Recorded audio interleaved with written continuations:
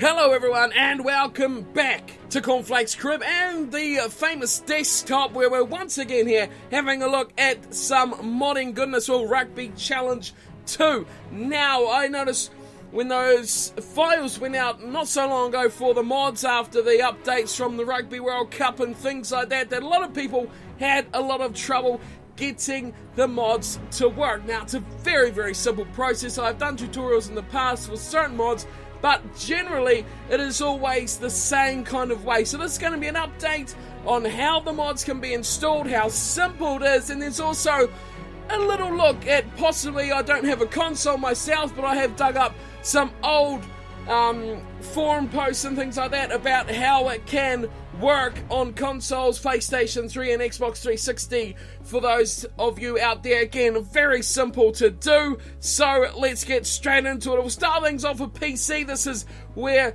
I make all my mods and do all my stuff on here, and this is the easiest way to get it done. It's just simple file transfers. That is all it takes. So, step number one on PC, let's go.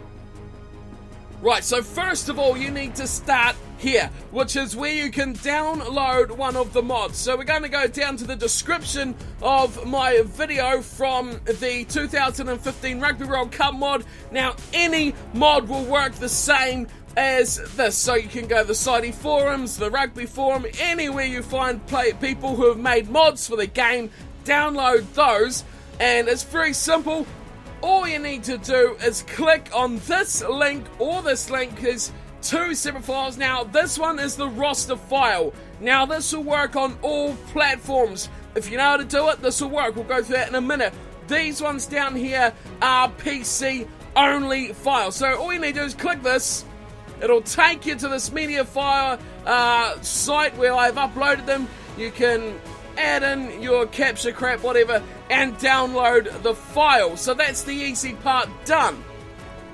Now, if you're gaming on PC, you will have both of these files because you can use them. Now, again, the two files. This is the rosters file. The custom 226 is the rosters. The patch folder is all the extra stuff that all the glorious PC gamers can have. The boots, the kits, the logos, all that rubbish. That is where that is situated. So you have your two files right there. Okay, so on our left side here, we have, of course, our downloaded files, which are these two right here. The first one we're going to look for now is the roster file. We're going to install that into our game. So, simply put, this is what we need to do. That's not what I want to push. That one there. Okay, so depending on how many hard drives you've got, where you put stuff, a normal person on a normal, simple computer will have a C drive as where their Windows and all that garbage is installed. So, you want to go there. You want to go to users. Whatever your username is, that will be the next step. App data, local, Society, Rugby Challenge 2, data, and then profiles. A long process, but very, very simple to find. So, go find that right now. If you're following this through, users, your username, app data, local, Society folder, Rugby Challenge 2, data, and then profiles. You'll reach a window like this one here. Now, your one probably won't look like this because you won't have all these different mods installed all sitting here ready to use. Now, all of these here are previous mods I've used at different times. Some are specific to certain countries and things like that. The Korea database, the IRB 104, which has just thousands of countries involved as well, but it's a bit buggy because there's so many players involved. So there's plenty there that I have used in past, but for you guys out there, this is the one that you are currently using here. So remember, this is super important bit right now is to back up everything you change. So we want to back this up somewhere, wherever you want. I'm just going to throw that on the desktop for now, but that make sure you back it up. So if something goes wrong, you can revert back to your last roster file. Now, we want to go to this one that we downloaded just before. We want to drag that over, plonk it in there, bang. You're done. That's it. That's as simple as the roster file is. So, once you've done that, that's it. The rosters are done. You can move on to the next part, which is the patch folder. Let's get into that. Step 3, I guess.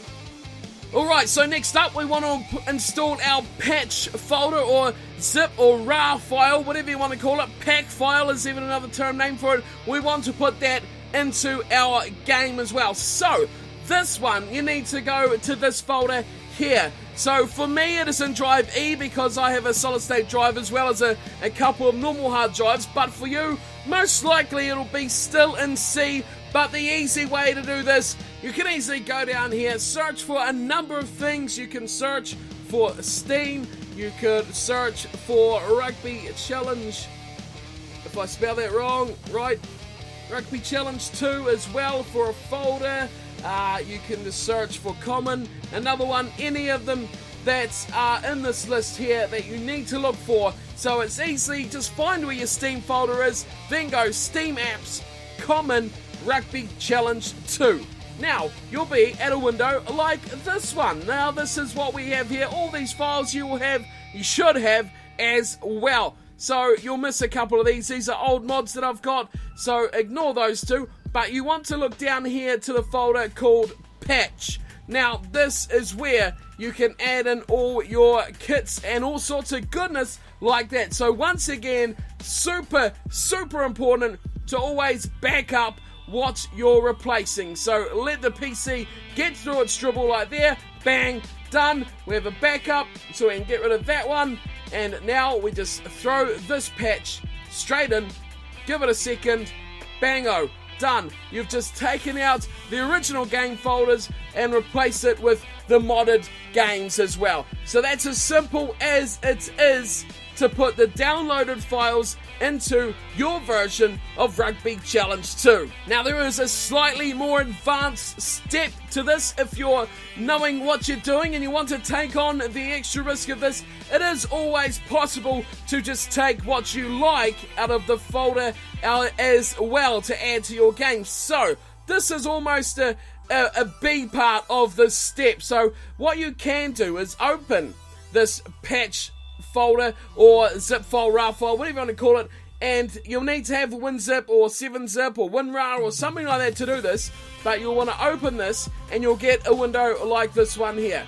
So with that in mind, you can now go back to your downloaded file, which is in here, open that one up as well, drag it off, obviously get rid of that, away from here, and you can take whatever parts you want out of this downloaded part into here. Now, of course, like I said, you need to know what you're doing for this part. Now, if it's specific kits or things like that you're looking for, there's specific places you'll need to go.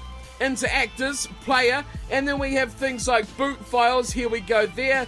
We also have, what do you got? Skins, different pieces of skins, but this is the big one, is the strips. Now, certain files you can download are only a couple of kits, so if you get specific files like an updated Argentinian kit will only contain a boot, or not even a boot file, it'll contain a sock file, it'll contain, further down we go here, a strip file as well, so that is, you know, shirts and short file, so that is what you'll get with just a single kit that you may download. So the key to that is getting the files that you'll download and putting them in the same place. So you need to keep these two separate to know what you're doing. So you can easily convert all these files here from this kit file into this one, copy them over, replace them, and there you go. Voila, all done for that side of things. It is a bit of a step up. It's a little bit more complicated. It is not always necessary if you get a big pack that has all the parts you need. If it's just a single kit, that is when you can just throw in one or two at a time. So there we go. Another step for you all to dig your teeth into, but all in all, to keep it simple, just transfer that one pack folder over, the patch straight over, and replace it. But always remember to back things up. Alright, so if you're gaming on PC, congratulations, you are done. That is as simple as it is. Now, for you console gamers out there, and I know there is a hell of a lot of you as well, and I know a lot of you are having trouble installing these roster files onto your console, so I've done a little digging there was a long period of time ago that it was possible to get this all done. It wasn't very difficult as well. So using some things I found, let's take a look at what you can do. So there's one man who did a lot of work when it comes to the modding on PS3. So he had a mod that was made probably over a year ago, and that was from the Cyberpunk. You may have heard of him if you're a console gamer already. But the mod that he made, you can see it downloaded here on the left, was just simply this, followed by, when extracted, this lot of folders here. So the format that these folders sit in right now is possibly the key to how this works. But all in all, it should still be possible to transfer your roster file. So here are the instructions I've got from his Facebook page, which you can check out yourself.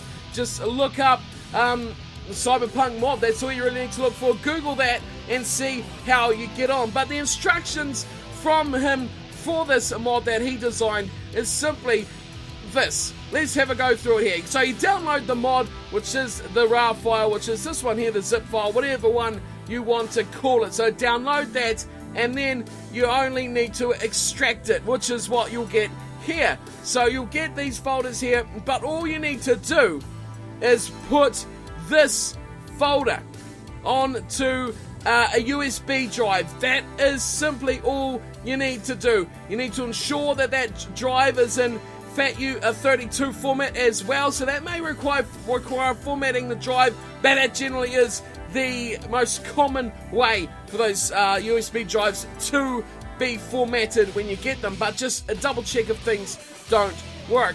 So simply you carry this folder onto a USB drive, throw the USB into the PS3, then you have to go to Game Saved Data Utility. Now I'm only going this off what he's written here because I have absolutely no idea, have not got a console myself.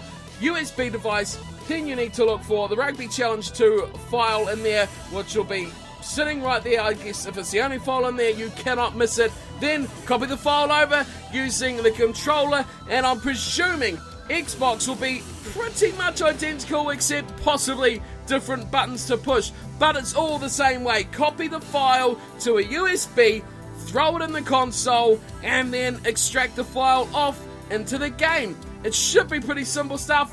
It seems very simple. Another tip that was given from the Cyberpunk as well, if you're having trouble with it, all you need to do is look up YouTube on how to transfer a saved game from PC on USB to a console. Works both for PS3 and 360, so check that out. It's as simple as that. So get into it, get involved, get some modding going in your Rugby Challenge 2 and make the game last a bit longer as we continue to wait for Rugby Challenge 3. But I hope that helps you all out. If you've got any questions, be sure to let me know. If this doesn't work for you, just keep trying and make sure you haven't missed any of the simple steps in the process, because really it's not that hard to do. So everyone should be able to get into it and have a go at modding their game. So I hope this all helps everyone out. I hope you've enjoyed. I hope this has helped everyone find their way to getting some mods into their game as well. And for now, for today, thank you for tuning and watching. Hope you have enjoyed